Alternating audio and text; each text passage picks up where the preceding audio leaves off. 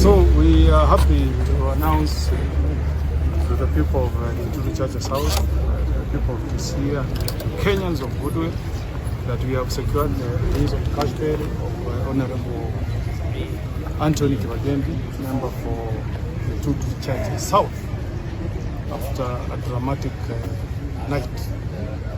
We have seen abuse of power by the state.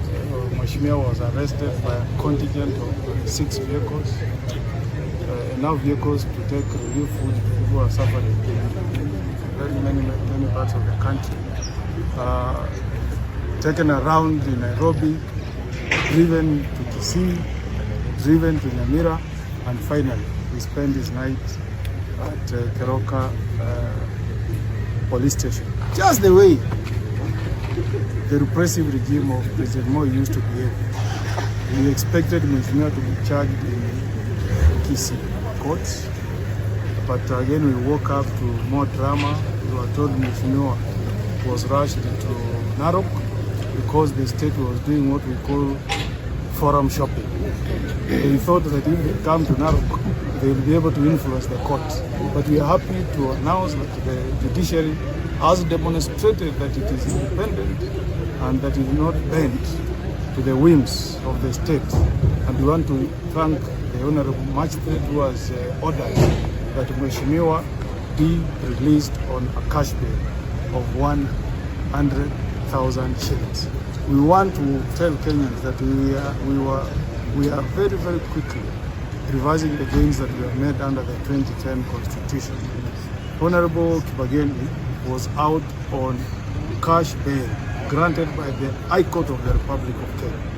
But the Office of DCI, Office of DPP, even the CS, who is a lawyer, Honorable Murkomen, did not want to respect that court order. That's why they brought Mheshimiwa all the way from Nairobi, held him overnight to charge him this morning. But we are happy that justice has been done this morning. And I'm going to sleep soundly, knowing that in the Republic of Kenya, the winds of justice can flow like mighty river.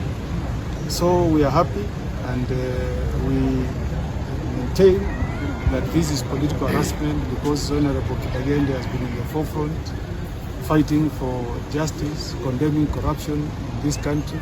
And we urge the DPP to spend more energy in looking for those who have stolen our resources. So watu wa Narok tunawashukuru sana kwa kutupokea vizuri na kwa kusimama kwa upande wale ambao wanatetea wananchi, na tunawaambia tukiwa Narok kwamba msiogope, mkiwa wengi tutafanya nini? Tutashinda. Kwa sababu yule anakuambia ati yeye ni mjumbe yako kwa pande ya kusimama na wale ambao wameleta ushuru ambao inawanyanyasa, waambie mfuko yako ndio inaumia na nyinyi ndio wengi.